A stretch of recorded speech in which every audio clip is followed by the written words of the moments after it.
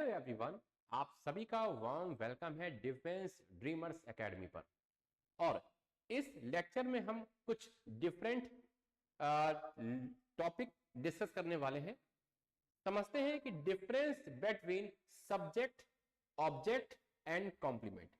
जी हाँ दोस्तों, आज हम समझेंगे कि सब्जेक्ट, ऑब्जेक्ट और कॉम्प्लीमेंट में क्या डिफरेंस होता है, क्या अंतर होता है। ठीक है ना। बेसिक्स ऑफ इंग्लिश का एक छोटा सा ये लेक्चर रहेगा।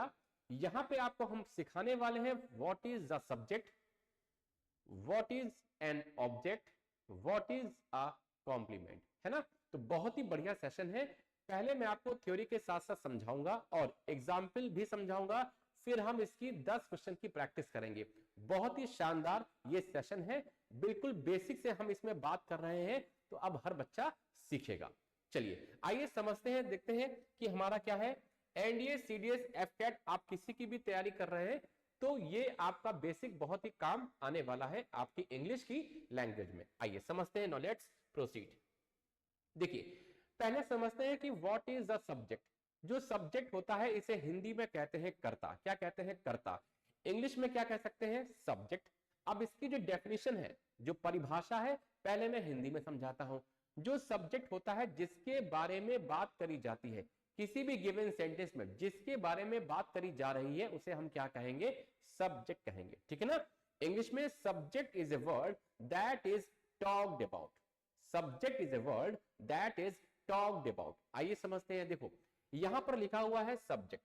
जो सब्जेक्ट होता है ना बेटा, इसकी जो डेफिनेशन है मैंने लिख दी है, क्या कि सब्जेक्ट एक ऐसा शब्द होता है जिसके बारे में बात करी जाती है, जिसके बारे में हम बात करते हैं उसे क्या कहते हैं? उसे कहते हैं सब्जेक्ट। और जो सब्जेक्ट होता है ये आपका छोटा भी हो सकता है, छोटा भी हो सकता है और बड़ा भी हो सकता है। सिंगल वर्ड में भी आपका एक सब्जेक्ट हो सकता है, ग्रुप ऑफ वर्ड्स में भी आपका सब्जेक्ट हो सकता है। ठीक है ना। आइए समझते हैं। देखो जो सब्जेक्ट होता है ये आपके फ्रेज के टाइप में भी हो सकता है। फ्रेज को हिंदी में कहते हैं वाक्यांश। फ्रेज में क्या होता है? खुद का कोई सब्जेक्ट नहीं होगा, खुद की कोई वर्ब नहीं होगी। ठीक है ना। और जो सब्जेक्ट है ये क्लॉज के टाइप में भी हो सकता है, ग्रुप ऑफ वर्ड्स यानी कि क्लॉज में भी हो सकता है। क्लॉज को हिंदी में कहते हैं उपवाक्य। और जो क्लॉज होता है सेंटेंस का एक हिस्सा होता है और इसका खुद का क्या होता है? एक सब्जेक्ट होता है, खुद की क्या होती है? एक वर्ब होती है। S stand for subject, V stand for verb. तो यहां तक कोई प्रॉब्लम नहीं है। तो डेफिनेशन आपके सामने लिखी है, subject is a word that is talked about.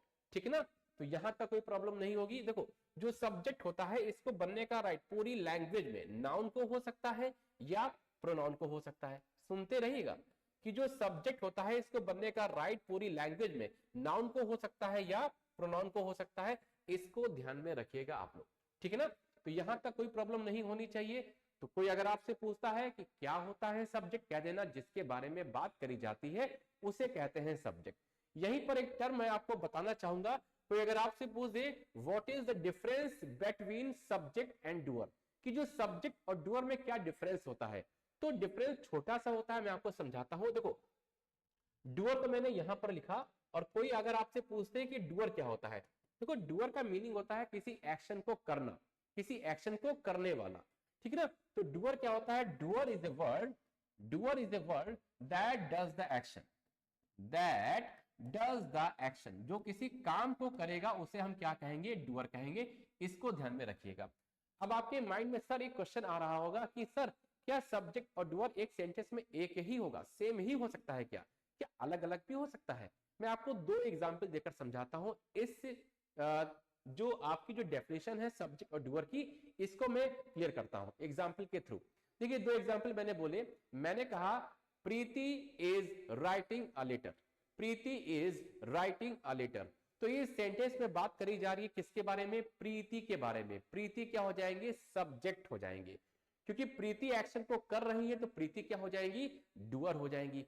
तो इस गिवन सेंटेंस में प्रीति सब्जेक्ट भी है और क्या है? डूअर भी है। क्लियर हो गया। एक एग्जांपल मैं और देता हूं। मैंने कहा a letter is being written by Preeti, a letter is being written by Preeti. एक पत्र प्रीति के द्वारा लिखा जा रहा है।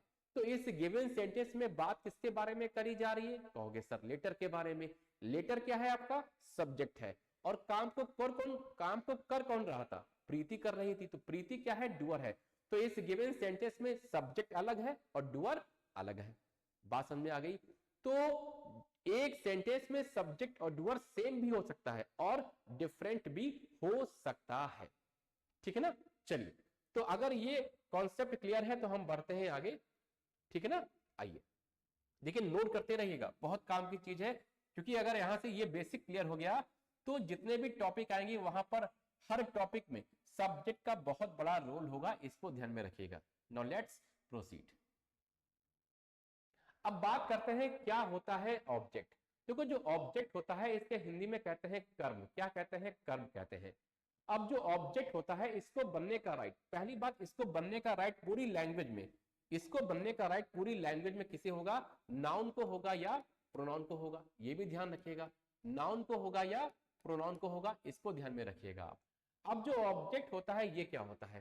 सर, सेंटेंस में अगर कोई एक्शन हो रहा है और ट्रांसफर हो रहा है, अगर एक्शन हुआ, ट्रांसफर हुआ, तो रिसीवर भी होगा, तो उस रिसीवर को ही हम क्या कह देंगे? ऑब्जेक्ट कह देंगे। बात समझ में आ रही है? उस रिसीवर को हम क्या कहेंगे? ऑब्जेक्ट कहेंगे। सेंटेंस में एक्शन होगा, ट्रांसफर होगा, रिसीवर होगा, तो जो रिसीवर है उसे ही क्या कह देंगे? ऑब्जेक्ट कह देंगे। तो जिस पर एक्शन हो जाए, हिंदी में जिस पर एक्शन हो जाए उसे कहेंगे ऑब्जेक्ट। इंग्लिश में the receiver of an action is called object. ठीक है ना? आइए समझते हैं। देखो, जो ऑब्जेक्ट है, डेफिनेशन जो समझाइए वही लिख दी है। क्या? The receiver of an action is called object. यानी कि जो एक्शन का रिसीवर होगा उसे क्या कहेंगे? ऑब्जेक्ट कहेंगे। कोई प्रॉब्लम नहीं होनी चाहिए। अब समझते हैं कि जो ऑब्जेक्ट है हम गिवन सेंटेंस में कैसे फाइंड आउट करेंगे। ठीक है ना? ऑब्जेक्ट को फाइंड आउट करने के लिए आपको जाना पड़ेगा किसके पास में? वर्ब के पास जाना पड़ेगा। किसके पास जाना पड़ेगा? वर्ब के पास जाना पड़ेगा। और वर्ब से दो क्वेश्चन आपको ना पुटअप करने होंगे। दो क्वेश्चन कौन कौन से? एक क्वेश्चन करना पड़ेगा व्हाट का, और एक क्वेश्चन करना पड़ेगा होम का। ये क्वेश्चन करोगे किससे?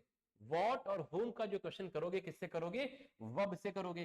कोई अगर आपसे पूछता है कि वर्ब क्या होती है, कह देना ऐसा कोई भी वर्ड जो हमें टेंस की जानकारी देता है, टेंस की इन्फो देता है, उसे कहते हैं वर्ब। ठीक है ना? तो वर्ब से जब आप व्हाट का रिप्लाई करोगे तो आंसर में क्या मिलेगा? डायरेक्ट ऑब्जेक्ट मिलेगा। क्या मिलेगा? डायरेक्ट ऑब्जेक्ट मिलेगा। बात समझ में आ रही है? ठीक है ना? चलिए, और जब किसी वर्ब से आप किसे या किसको यानी कि होम का रिप्लाई करोगे तो आंसर क्या मिलेगा? इनडायरेक्ट ऑब्जेक्ट मिलेगा। इसको ध्यान में रखिएगा। फिर से समझाता हूं। क्या होता है ऑब्जेक्ट? जिस पर एक्शन हो जाए। ऑब्जेक्ट बनने का राइट पूरी लैंग्वेज में नाउन या प्रोनाउन को होता है। दूसरी बात हो गई। तीसरी बात क्या है कि वर्ब के पास आपको जाना है। वर्ब क्या होती है? जो टेंस बताती है। वर्ब के पास जाना है, व्हाट का रिप्लाई करना है। व्हाट का रिप्लाई क्या होगा? डायरेक्ट ऑब्जेक्ट होगा। अगर आप होम का रिप्लाई करते हैं, मींस किसे या किसको का रिप्लाई करते हैं, तो आंसर में क्या मिलेगा? इनडायरेक्ट ऑब्जेक्ट मिलेगा। बात समझ में आ रही है? तो कह सकते हैं कि जो ऑब्जेक्ट होते हैं ये टू टाइप्स के होते हैं। The very first one is direct, the second one is indirect. बात समझ में आ रही है? The very first one is direct, the second one is indirect. ठीक है ना? चलिए, अब मैं यहां से आपको एक एग्जांपल देता हूं और समझाता हूं। अभी प्रैक्टिस भी करेंगे हम लोग। जैसे मैंने कहा, Tom wrote a letter. Tom wrote a letter. देखो, रोट एक वर्ब है, टेंस बता रही थी। लिखने का असर किस पर हुआ है? एक्शन हुआ और धीरे धीरे धीरे वो ट्रांसफर हो गया। तो किस पर हो गया? कहोगे सर लेटर पर हो गया। लेटर क्या है आपका? रिसीवर है। तो इस रिसीवर को ही हम क्या कह देंगे? ऑब्जेक्ट कह देंगे। बात समझ में आ रही है? जैसे बहुत सारे एग्जाम्पल हम बना सकते हैं। मैंने कहा I bought a pen. I bought a pen. तो बॉट एक वर्ब है क्योंकि टेंस बता रही थी। बॉट करने का असर किस पर हो गया? सर एक्शन तो हुआ, धीरे धीरे ट्रांसफर हो गया, पेन पर हो गया। तो पेन एक्शन का रिसीवर हुआ, तो पेन क्या है आपका? एक ऑब्जेक्ट है। बात समझ में आ रही है? I bought what? A pen, direct object. She gave me a pen. She ने मुझे एक पेन दिया। She gave what? A pen. This is called direct object. She gave whom? मुझे दिया। मी क्या है आपका? इनडायरेक्ट ऑब्जेक्ट है।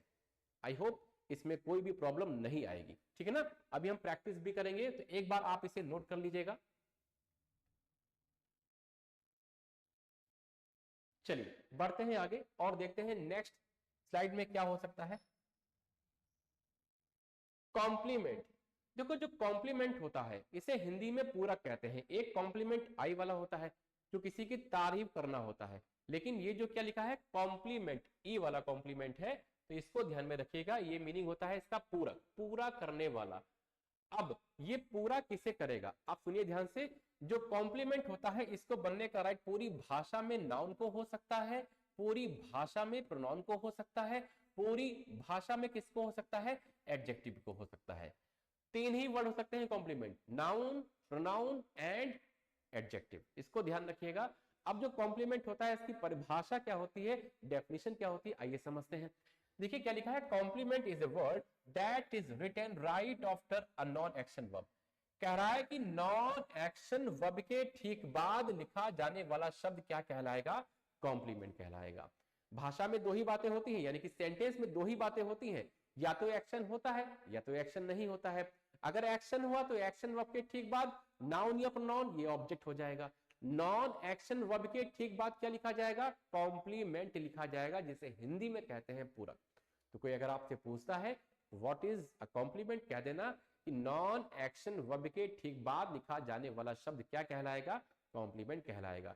अब ये पूरा दो ही वर्ड को कर सकता है, पूरा ये दो ही वर्ड को कर सकता है। The very first one is subject को। देखो जो कॉम्प्लीमेंट होता है ये या तो पूरा करेगा किसे, सब्जेक्ट को पूरा करेगा, या तो ये पूरा कर सकता है किसे, ऑब्जेक्ट को पूरा कर सकता है। बहुत अच्छी बात है।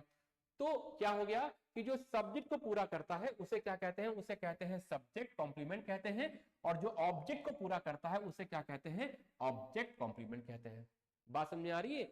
जैसे कि हमने बोला Amit is an officer, Amit is an officer, तो Amit is an officer. Officer कौन था, अमित था, अमित को पूरा कर रहा है। अमित क्या है, सब्जेक्ट है, क्योंकि इनके बारे में बात करी जा रही है। तो जो ऑफिसर हुआ अपने आप में क्या है, कॉम्प्लीमेंट है। किसे पूरा कर रहा था, अमित को। अमित क्या है, सब्जेक्ट है। तो जो एन ऑफिसर लिखा है ये बेटा क्या हो जाएगा, सब्जेक्ट कॉम्प्लीमेंट हो जाएगा। दूसरा एग्जाम्पल मैंने दिया, मैंने कहा दे सेलेक्टेड मी मॉनिटर, दे सेलेक्टेड मी मॉनिटर। देखो मी क्या है सर, एक्शन हो गया, मी ऑब्जेक्ट है, रिसीवर है एक्शन का, सेलेक्टेड वर्ब है, टेंस बता रही थी, दे क्या है, सब्जेक्ट है, दे क्या है, सब्जेक्ट है।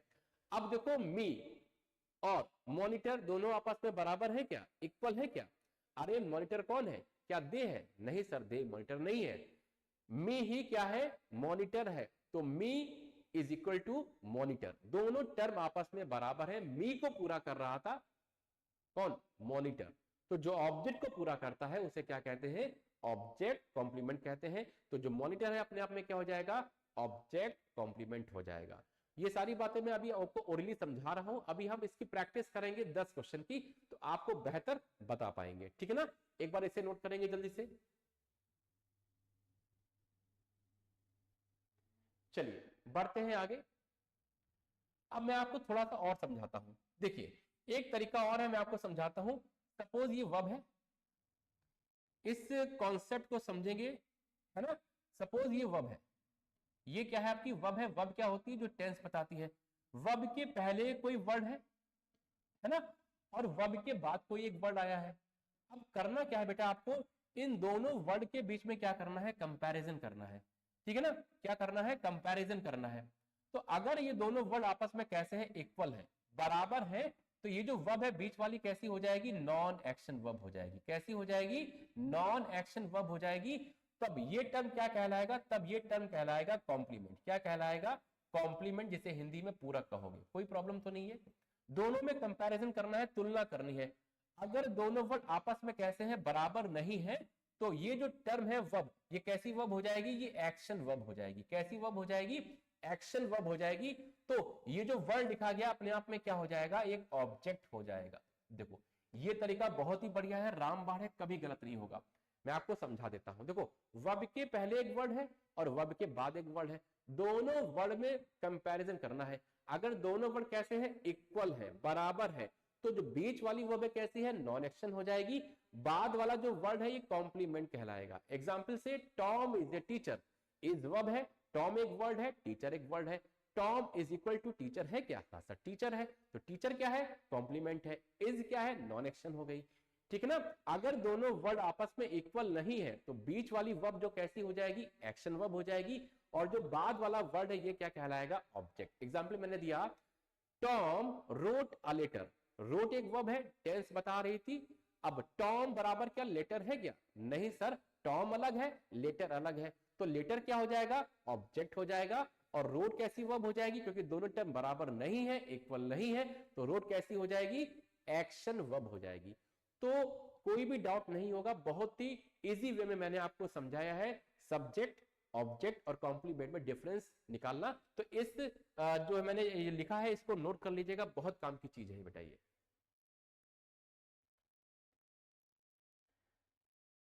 चलिए अब हम बढ़ते हैं आगे, और हमने जितने भी एग्जाम्पल दिए हैं उनकी हम प्रैक्टिस करेंगे। 10 क्वेश्चन आपके सामने आने वाले हैं, आइए समझते हैं। चलिए यहां से प्रैक्टिस स्टार्ट हो चुकी है, एक एक वर्ड को हम समझेंगे और आपको क्लियर वे में समझाएंगे। पहला वर्ड लिखा है प्रीति गॉट एंग्री, प्रीति गॉट एंग्री, प्रीति जो है वो नाराज थी। ओके, आइए समझते हैं। देखिए इस गिवन सेंटेंस में गॉट क्या है, कहोगे सर ये वर्ब है, टेंस बता रही थी। अब प्रीति इज इक्वल टू एंग्री है क्या, प्रीति क्या नाराज है, हाँ सर प्रीति ही तो नाराज है, यानी कि दोनों टर्म आपस में कैसे हैं, बराबर है। तो बीच वाली जो वर्ब है कैसी हो जाएगी, नॉन एक्शन वर्ब हो जाएगी। और नॉन एक्शन वर्ब के बाद जो वर्ड लिखा जाता है वो क्या कहलाता है, कॉम्प्लीमेंट। तो जो एंग्री है अपने आप में क्या हो जाएगा बेटा, कॉम्प्लीमेंट हो जाएगा। और प्रीति के बारे में बात करी जा रही है, प्रीति क्या है, सब्जेक्ट है, ये डूअर नहीं है, काम को नहीं कर रही थी। तो प्रीति ही तो एंग्री है, तो जो सब्जेक्ट को पूरा करता है उसे क्या कहते हैं, सब्जेक्ट कॉम्प्लीमेंट कहते हैं। बात समझ में आ रही है। तो पहला सेंटेंस क्लियर हो गया। अब करते हैं नेक्स्ट वाला सेंटेंस। देखो Priya is a teacher, is verb है। अब ये एक्शन है कि नॉन एक्शन है, आइए देखते हैं। देखो प्रिया एक वर्ड है ना, और एक वर्ड कौन सा है, टीचर है। इन दोनों वर्ड में क्या करना है, कंपैरिजन करना है। प्रिया बराबर टीचर है क्या, हाँ सर दोनों ही तो बराबर है, प्रिया ही तो टीचर है। तो यानी कि अब दोनों टर्म अगर आपस में बराबर होते हैं तो बीच वाली वर्ब कैसी होती है, कहोगे सर नॉन एक्शन होती है। कैसी होती है, नॉन एक्शन होती है। और अगर नॉन एक्शन होती है तो बाद वाला जो टर्म लिखा जाता है उसे क्या कहते हैं, उसे कहते हैं कॉम्प्लीमेंट। टीचर क्या हो जाएगा, कॉम्प्लीमेंट हो जाएगा, पूरक हो जाएगा। बात किसके बारे में करी जा रही है, प्रिया के बारे में। प्रिया क्या हो जाएंगी, आपकी सब्जेक्ट हो जाएंगी, डूअर नहीं है, काम नहीं हो रहा था।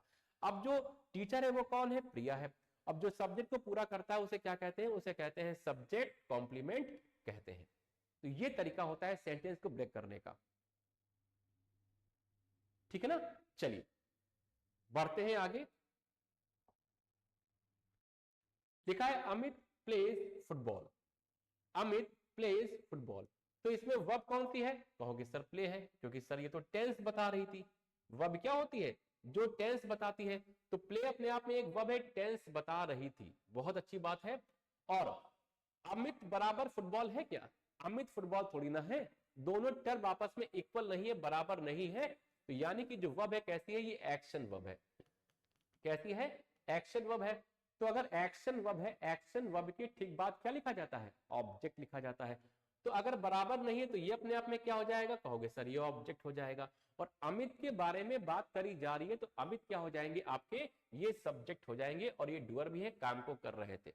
अमित अपने आप में नाउन है, फुटबॉल भी क्या हो जाएगा, नाउन हो जाएगा। एक तरीका तो ये हो गया, बराबर करके देख लिया हमने, ठीक है ना। दूसरा तरीका क्या है कि एक्शन वर्ब के ठीक बाद लिखा जाने वाला शब्द क्या कहलाएगा, ऑब्जेक्ट। एक्शन वर्ब के ठीक बाद लिखा जाने वाला शब्द क्या कहलाएगा, ऑब्जेक्ट। और खेलने का असर किस पर हुआ है, एक्शन का रिसीवर कौन है, कहोगे सर फुटबॉल है, इसी पर तो एक्शन हो गया, तभी ये क्या है, ऑब्जेक्ट है। हर तरीके से हिट करिएगा, क्लियरिटी आ जाएगी। बढ़ते हैं नेक्स्ट क्वेश्चन की तरफ। मैंगो टेस्ट स्वीट, मैंगो जो है वो कैसे होते हैं, मीठे होते हैं। देखो इस गिवन सेंटेंस में ये वर्ब है, टेंस बता रही थी। और mango is equal to sweet, mango बराबर स्वीट है क्या, हाँ सर दोनों ही तो बराबर टर्म है। तो ये बराबर हुई, तो ये टर्म कैसा हो जाएगा, नॉन एक्शन हो जाएगा। और नॉन एक्शन के बाद जो कुछ भी लिखा जाता है वो कॉम्प्लीमेंट है। ये अपने आप में क्या है, सी स्टैंड फॉर कॉम्प्लीमेंट। और जो स्वीट है ये पार्ट ऑफ स्पीच में क्या हो जाएगा, एडजेक्टिव हो जाएगा। और मैंगो के बारे में बात करी जा रही है। मैंगो क्या है? ये सब्जेक्ट है और ये नाउन है। नोट करेंगे जल्दी से। चलिए अब बढ़ते हैं आगे और देखते हैं कि नेक्स्ट क्वेश्चन कौन सा आने वाला है। ठीक है ना, आइए समझते हैं। तो नोट करते रहिएगा, बहुत काम की चीज है। No let's proceed. Question number 5, she gave me a pen. अब आपको समझना है इसके अंदर कि कौन सा डायरेक्ट ऑब्जेक्ट है, कौन सा इनडायरेक्ट ऑब्जेक्ट है। आइए समझते हैं। देखो पहले वर्ब को ढूंढो। गिवन सेंटेंस में वर्ब कौन सी है? कहोगे सर वर्ब जो होती है जो हमें टेंस बताती है। गेव अपने आप में क्या है? कहोगे सर ये वर्ब है। She gave what? कहोगे सर व्हाट का रिप्लाई तो पेन है, यानी कि ये ऑब्जेक्ट है। और जब किसी वर्ब से व्हाट का रिप्लाई मांगा जाता है तो बेटा वो क्या होता है? डायरेक्ट ऑब्जेक्ट होता है। बात समझिएगा। और शी गेव होम, किसे दिया? मुझे दिया। तो ये होम का रिप्लाई ये ऑब्जेक्ट तो है, लेकिन कौन सा है? इनडायरेक्ट ऑब्जेक्ट है। मी पार्ट ऑफ स्पीच में क्या है? प्रोनाउन है। और पेन अपने आप में क्या है? नाउन है। बात समझ में आ रही है? और शी के बारे में बात करी जा रही है। शी अपने आप में शी क्या हो जाएंगे? ये सब्जेक्ट हो जाएंगे। और ये काम को कर रही है तो ये डूअर भी है। पार्ट ऑफ स्पीच में क्या है? प्रोनाउन है, बदले में नाउन देगा। बात समझ में आ रही है? अब नेक्स्ट सेंटेंस देखो, शी सेलेक्टेड मी मॉनिटर। मैंने एग्जांपल भी दिया था, मैं आपको रिटन में समझाना चाहता हूं। देखो ये वर्ब है, टेंस बता रही है और सेलेक्ट करने का असर किस पर हो गया? मी पर। तो ये अपने आप में क्या है सर? ये ऑब्जेक्ट है। और शी के बारे में बात करी जा रही है। शी क्या है? सब्जेक्ट है और डूअर भी काम को कर रही है। अच्छी बात है सर, ठीक है ना। अब देखो मी बराबर मॉनिटर है क्या? आप कहोगे सर शी सेलेक्टेड व्हाट, ये ऑब्जेक्ट होना चाहिए था। लेकिन बेटा जो मॉनिटर है ये ऑब्जेक्ट नहीं है। ये जो मॉनिटर है किसे पूरा कर रहा था? ऑब्जेक्ट को। भाई जो मॉनिटर है वो है कौन? क्या शी है? नहीं सर शी थोड़ी ना है। मी ही क्या है? मॉनिटर है। शी ने मुझे सेलेक्ट किया है मॉनिटर के रूप में, ठीक है ना। तो मी और मॉनिटर दोनों आपस में कैसे हैं? बराबर है, इक्वल है। तो जो ऑब्जेक्ट को पूरा करता है उसे क्या कहते हैं? ऑब्जेक्ट कॉम्प्लीमेंट कहते हैं। तो monitor is known as object complement. तो ये तरीका होता है करने का बेटा, ठीक है ना। चलिए बढ़ते हैं आगे। एक्स सरप्राइज वाई, वही करना है, इसको ब्रेक करते हैं। इस सेंटेंस में वर्ब कौन सी है? कहोगे सर वाई है। टेंस बता रही थी, हाँ सर टेंस बता रही है। ये देखो ये टेंस बता रही है, वर्ब है। एक्स बराबर वाई है क्या? नहीं सर, एक्स अलग है वाई अलग है। तो इट मींस ये वर्ब कैसी हो जाएगी? एक्शन हो जाएगी, है ना। तो ये एक्शन किस पर हो गया? कहोगे सर वाई पर हो गया। तो वाई क्या है? ऑब्जेक्ट है, यानी कि नाउन है। और बात किसके बारे में करी जा रही है? बात करी जा रही है एक्स के बारे में। तो एक्स क्या है? आपका सब्जेक्ट है और काम को यही कर रहा था, तो ये डूअर है। पार्ट ऑफ स्पीच में नाउन है। बात समझ में आ रही है? अब 7 और 8 इन दोनों सेंटेंस का कंपैरिजन करना है, तुलना करनी है। आइए समझाते हैं। देखो एक्स सरप्राइज वाई, देखो इस पूरे सेंटेंस में सरप्राइज वर्ब हो जाएगी, टेंस बता रही है। और वर्ब के पहले जो कुछ भी लिखा जाता है, बेसिक पढ़े हो ना, एस वी और ओ। वर्ब के ठीक पहले क्या लिखा जा सकता है? सब्जेक्ट। वर्ब के ठीक बाद क्या लिखा जा सकता है? ऑब्जेक्ट लिखा जा सकता है। Object can be a noun और pronoun and subject can be a noun और प्रोनाउन। इसको ध्यान में रखिएगा। अब देखो What Tom said at the party, verb के ठीक पहले क्या लिखा जा सकता है? सब्जेक्ट। तो ये अपने आप में पूरा क्या हो जाएगा? सब्जेक्ट हो जाएगा, ठीक है ना। अगर ये सब्जेक्ट है बेटा, अब आपको पहचानना है कि जो सब्जेक्ट होता है ये फ्रेज में भी हो सकता है और क्लॉज में भी हो सकता है, बताया था ना। अब देखो What Tom said at the party, ये फ्रेज है कि क्लॉज है? कहोगे सर ये क्लॉज है। क्लॉज क्यों है? क्योंकि इसमें खुद का क्या है? एक सब्जेक्ट है, खुद की क्या है? एक वर्ब है। कोई अगर आपसे पूछता है कि जो क्लॉज होता है, जो आपका क्लॉज होता है, इसका स्ट्रक्चर क्या होता है, एक ढांचा क्या होता है, तो इसमें सबसे पहले क्या आएगा? एक कंजंक्शन आएगा, फिर एक सब्जेक्ट आएगा, देन क्या आएगी? एक वर्ब आएगी। इसको कहीं पर नोट कर लीजिएगा, बहुत काम की चीज है, ठीक है ना। आप सुनिए ध्यान से। देखो व्हाट क्या हो जाएगा? कंजंक्शन हो जाएगा। टॉम क्या है? सब्जेक्ट है। सेड एक वर्ब है। इस पूरे टर्म को हम एक्स मान लें। ये देखो इसको एक्स मान लिया है ना। तो जब एक्स सब्जेक्ट है तो what Tom said at the party पूरा ही क्या है आपका? ये सब्जेक्ट है, क्योंकि इसके बारे में बात करी जा रही है। और ये आपकी एक्शन वर्ब है। सरप्राइज करने का असर किस पर हुआ है? एवरीबॉडी पर। तो एक्शन ट्रांसफर हो गया है, तो एवरीबॉडी अपने आप में क्या हो जाएगा? ऑब्जेक्ट हो जाएगा। और जो ऑब्जेक्ट होता है ये अपने आप में नाउन हो सकता है या प्रोनाउन हो सकता है। तो जो एवरीबॉडी है ये बदले में नाउन देगा, नाउन को रिप्लेस कर सकता है, इसलिए ये अपने आप में क्या हो जाएगा? प्रोनाउन हो जाएगा। तो मैंने आपको समझाया था जो सब्जेक्ट होता है छोटा भी हो सकता है और बड़ा भी हो सकता है। तो इस कंडीशन में what Tom said at the party, ये पूरा क्लॉज है, एज ए सब्जेक्ट यूज हो रहा है।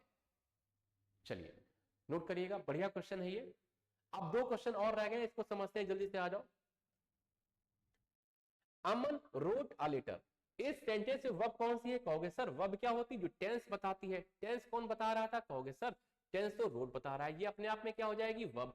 दोनों टर्म आपस में क्या बराबर है, इक्वल है क्या? कहोगे सर ये तो अलग अलग है, अमन अलग है, लेटर अलग है। बात समझ में आ रही है? तो ये टर्म अलग अलग है। एक्शन का असर, एक्शन का जो इफेक्ट है किस पर हो गया? कहोगे सर लेटर पर हो गया। तो जिस पर एक्शन हो जाता है, रिसीव कर लेता है, उसे क्या कहते हैं? ऑब्जेक्ट। ये पूरा नाउन है, ठीक है ना। और अमन के बारे में बात करी जा रही है, अमन क्या है? सब्जेक्ट है, और साथ साथ क्या है? डूअर भी है। पार्ट ऑफ स्पीच में क्या है? ये नाउन है। बात समझ में आ रही है? तो दोनों टर्म अगर आपस में बराबर नहीं है तो बीच वाली वर्ब कैसी होगी? एक्शन वर्ब होगी। तो एक परिभाषा यहां से ये निकल के आई कि एक्शन वर्ब के ठीक बाद क्या लिखा जा सकता है? ऑब्जेक्ट लिखा जा सकता है। इसको ध्यान में रखिएगा, ठीक है ना। देखते हैं next sentence, a letter was written by Aman. इस पूरे सेंटेंस में वर्ब कौन सी है? Was written. ये टेंस बता रही थी, और बात किसके बारे में करी जा रही है? लेटर के बारे में। तो लेटर क्या हो जाएगा आपका? सब्जेक्ट हो जाएगा। ये आपका नाउन है। और काम को कर कौन रहा था? काम को कर कौन रहा था? अमन। अमन अपने आप में क्या हो जाएंगे? डूअर हो जाएंगे। और लिखने का जो असर है, लिखने का जो इफेक्ट है, वो किस पर ट्रांसफर हो गया? अरे लिखने का जो असर है वो लेटर पर हो गया। तो यही सब्जेक्ट है गाइस, यही क्या है? ऑब्जेक्ट है। तो आपको ऐसे ही करनी है प्रैक्टिस, है ना। मैंने आपको 10 क्वेश्चंस की प्रैक्टिस करा दी है, और अगर कोई भी डाउट बनता है तो कमेंट सेक्शन में बताइएगा। तो आज के लिए हम इतना ही रखते हैं। Thanks for watching, thanks for coming here. जय हिंद to all of you from my side.